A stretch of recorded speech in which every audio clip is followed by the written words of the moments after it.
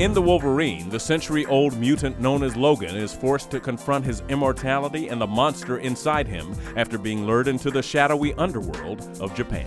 Hi, I'm Hugh Jackman. Welcome to Made in Hollywood, and here is a scene from my upcoming movie, The Wolverine. Oh my God, my God, my God. Where were you? Oh, Gene, I'm so sorry. I'll never hurt you or anyone ever again. It's too late. From what I understand, this is the movie that you've always wanted to make. Someone slipped me this comic book under my trailer door, and I read it. I said to the producer, Lauren, this is the movie. This is unbelievable. Imagine Wolverine in Japan with all these great characters and all that story and history, and here we are 13 years later.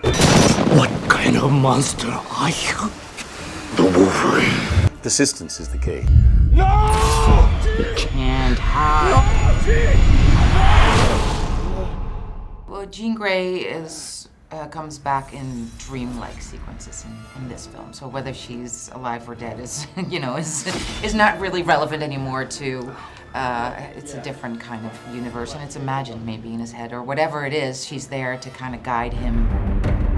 My employer wants to say thank you for saving his life all those years ago. Really enjoy girls who kick ass. What was the training process that you had to go through for this film? We have 3 weeks training before filming. So, the sword fighting is a very natural thing for me, but I think for them, it was so hard, but they worked very well. Step this way and then back in. Was it hard? Yeah, it was challenging, but I love it. How much input do you have in the script, especially now that you're a producer for this film as well? We started with an incredible script by Chris McQuarrie, and then others, Scott Frank and others worked on it. So we had some of the top writers, and Jim Mangold was, for me, the key. Whether it's a superhero movie or it's a regular movie, you're looking for characters in some kind of turmoil. They may have powers, but you want them also to have troubles. James Mangold creating great character, and then each movement has a drama. This one becomes more of a decision and out of frame. Having a great director who could make this feel different, almost like a standalone movie, and change the tone, and give a movie that really describes and shows Wolverine for everything he is. He was the guy to do it. You stumbled forward, you looked right at them and said, "What are you looking at?" When I convinced him, then I knew we were on the right track. You have struggled long enough. I can end your eternity. Make you mortal. He really is pushed to his physical and emotional edge further than he's ever been. Yep. And so I have to ask you, as an actor, did you feel that way portraying him for this film? Yeah, when I was shooting it. But I'm not a method actor, so I, thankfully for my family, I can drop it when I go home. And when you've been playing something for 12 years, it becomes easier to pick it up and drop it. I think that's a wonderful, unique thing about the way Hugh plays Logan, is that no matter how dark he goes, I think it's something Hugh shares with Clint Eastwood. You always know somewhere deep down there's a decent guy. It's fair to say you don't want to make me mad in real life, because I can easily get the claws out. What they did to me. What I am. Can't be undone. Don't be so sure.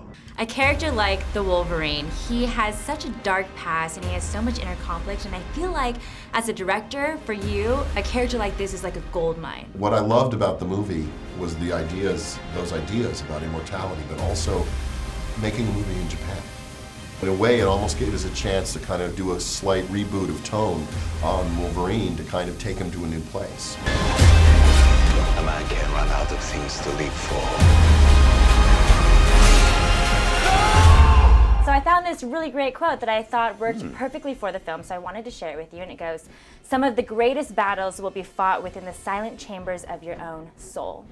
And I was wondering, as an actor in this industry, have you ever had an experience where maybe you felt like you were kind of fighting your own struggles within yourself? Every day. Really?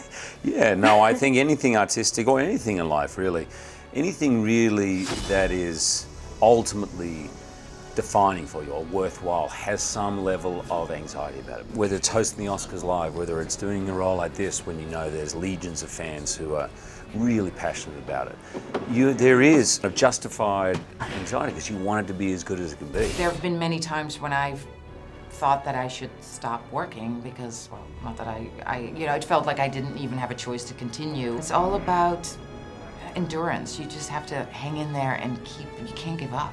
I think it's one of the goals we set out, Hugh and I, when we made the film, is that, there is no big supervillain in this movie out to blow up the earth. It's about the characters in the film and their struggles.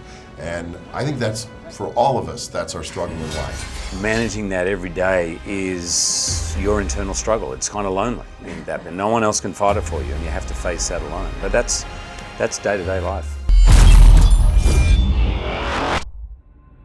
That day ain't here yet.